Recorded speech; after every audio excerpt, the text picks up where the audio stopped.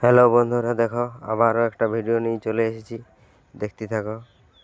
100 চাকা গাড়ি দেখো ফ্যাক্টরির ভিতরে। এই যে গাড়িটি দেখো, ওই যে ওইদিকে মেশিনটি আনলোড করলো দেখো 3 দিন ধরে।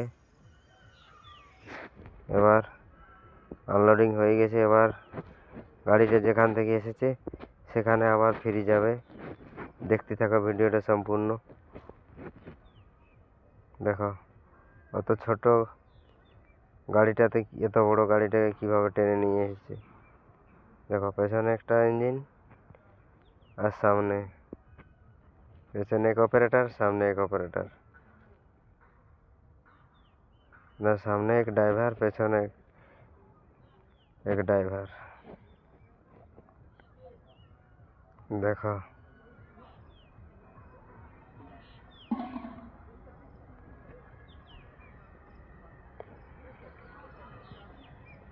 দেখছিও 100 চাকার গাড়ি।